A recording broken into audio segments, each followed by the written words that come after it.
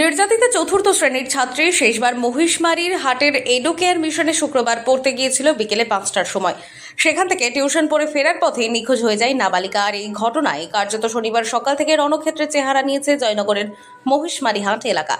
Police ফাঁড়ির ভাঙচুর থেকে শুরু করে অভিযুক্তদের বাড়ি ভাঙচুর কোনোটাই বাদ যায়নি। তারপর ওর বাবার কাছে গেছিল, গিয়ে একটা বন্ধুর জন্য দাঁড়িয়েছিল, বন্ধু ছুটি হলে তারপর দুজন একসঙ্গে বের আছে। তারপর কি শুনলেন? তারপর দিনকে সকালবেলা শুনতে হয়েছে এই ঘটনা ঘটেছে। আমি সকালবেলা শুনেছি, ফাঁসি হয় জানি একটা যেন নাম আছে। আচ্ছা, পুলিশ আপনার সঙ্গে কখন যোগাযোগ করেছিল? কই পুলিশ তো আসেনি। আপনার সঙ্গে পুলিশ কোনো রকম ভাবে যোগাযোগ করেনি? ওরা নাবালিকা টিউশন পড়তে গিয়েছিল ওই ছাত্রী।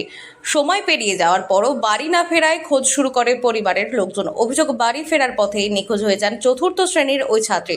পরিবারের লোকজন খোঁজাখুঁজির পরেও তার খোঁজ মেলেনি। এরপর পুলিশকে খবর দেওয়া হয়। বাড়ি থেকে মাত্র 500 মিটার দূরেই ওই ছাত্রীর দেহ উদ্ধার হয়। স্থানীয় সূত্রের খবর, নাবালিকার বাড়ি থেকে 3 কিলোমিটার দূরে বাড়ির এই গৃহশিক্ষিকার। ওরা পুলিশরা কোনো দায়িত্ব নেয়নি। ওর বাবারা যখন এখানে ক্যাম্পে আসে, এই ক্যাম্পে থেকে কুলতলি বাড়ি, এটা আমাদের আন্ডারে নয়, কুলতলি পাঠিয়ে দেয়। কুলতলি থেকে আবার বলে জয়নগরে যাও, এটা আমাদের আন্ডারে নয়। মানে আপনার কাছে জয়নগর বা কুলতলি থানার কোনো পুলিশ আধিকারিক এই তদন্তের ব্যাপারে, না না ছাত্রী নিখোঁজের ব্যাপারে আসেনি? না, প্রথম শ্রেণী থেকেই তার কাছে পড়াশোনা করত ওই নাবালিকা। গত শুক্রবারও স্থানীয় একটি কোচিংয়ে গৃহশিক্ষিকা প্রতিমা বিশ্বাসের কাছে টিউশন পড়তে গিয়েছিল জয়নগরের চতুর্থ শ্রেণীর ওই ছাত্রী। টিউশন পড়ে গেলে তার সঙ্গে কিভাবে এমন ঘটনা ঘটতে পারে তা মানতে নারাজ তিনি। দোষীদের কড়া শাস্তি চেয়েছেন নাবালিকার গৃহশিক্ষিকা। একই সাথে পুলিশের ভূমিকা নিয়েও ক্ষোভ উগরে দিয়েছেন তিনি। নির্যাতিতা ছাত্রীর শিক্ষিকা জানান, ও খুব মেধাবী ছিল।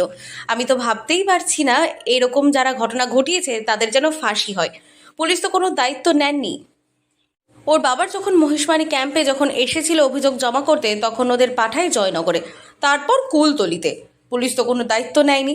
রাত্রেবেলায় যদি পুলিশ খুঁজতো তাহলে হয়তো বেঁচে থাকতো। দক্ষিণ 24 পরগনা থেকে সুমন সাহার রিপোর্ট, লোকাল 18 বাংলা।